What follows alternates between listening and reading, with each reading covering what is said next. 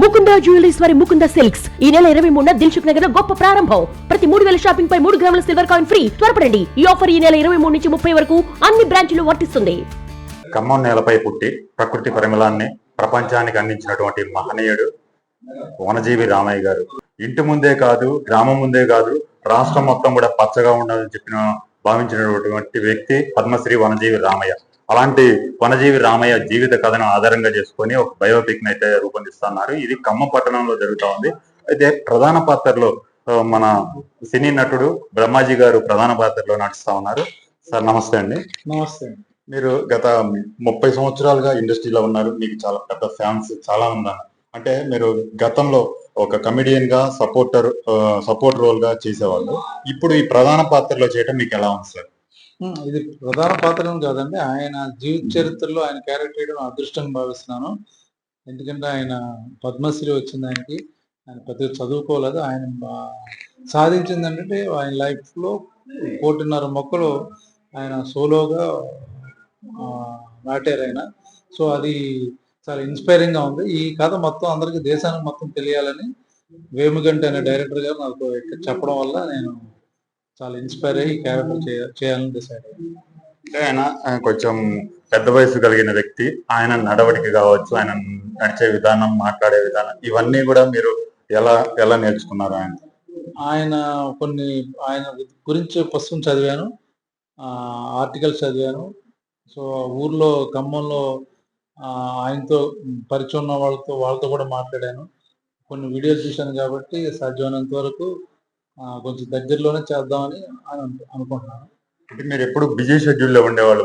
మీకు first time ఇలాంటి పాత్రను ఎంచుకోవడంతో మీకు ఎలా అనిపిస్తుంది? గతంలో నేను చేశానండి. సింధూర్ అనే సినిమా కానీ, ఖడ్గం కానీ, ఇవన్నీ కొంచెం రియలిస్టిక్ మూవీస్. తిలదానం అనే సినిమా చేశాను అప్పట్లో. అలాగే ఈ మధ్య బాపు అనే సినిమా ఒక క్యారెక్టర్ రియలిస్టిక్ మూవీ చేస్తున్నాను నేను. బట్ ఇది చాలా ఇన్స్పైరింగ్ ఉంది. ఈ కథ అందరికి తెలియాలని నేను ఈ క్యారెక్టర్ చేద్దాం డిసైడ్ అయ్యాను.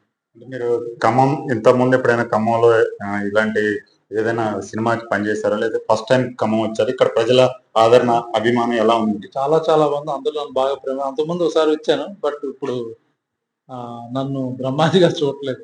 రామయ్యలా ఉన్నాడని వాళ్ళ ఫ్యామిలీ మెంబర్స్ కూడా అన్నారు.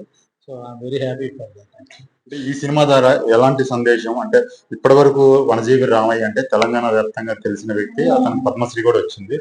ఈ సినిమా ద్వారా ఇంకా మీరు యువతకు కావచ్చు, ఇంకా ప్రజలకి ఎలాంటి సందేశం ఇవ్వబోతున్నారు? ఆయన ఆల్రెడీ పాపులర్, పద్మశ్రీ వచ్చింది కాబట్టి. బట్ ప్రతి చోట దేశం మొత్తం తెలియాలి అనే ప్రయత్నం మాకు. ఇది చాలా ఇన్స్పైరింగ్ స్టోరీ కాబట్టి నేను పర్సనల్గా ఎందుకు చేస్తున్నానంటే, మనం సొసైటీకి ఏమి ఇస్తున్నాం, మనం సినిమాలు చేస్తున్నాం, డబ్బులు సంపాదిస్తున్నాం, బట్ మనం తిరిగి ఏమి ఇస్తున్నాం అన్న దాంట్లో ఈ సినిమా మేము అందరూ ట్రై చేస్తున్నాం. ఆయన కథ తెలియాలని అందరికి.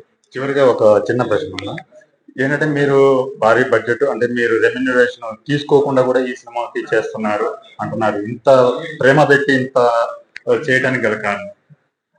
చెప్పాను కదా, ఇప్పుడు ఆయన చేసిన రామయ్య గారు చేసిన దాంట్లో నాది 1% కూడా కాదు.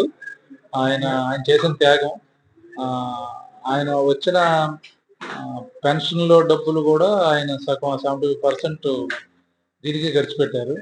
లైఫ్ మొత్తం డెడికేట్ చేశారు కాబట్టి ఆయన చేసిన దాంట్లో నేను 1% కూడా చేయట్లేదు. సో నేను ఏం ఫీల్ అవ్వట్లేదు దానికి.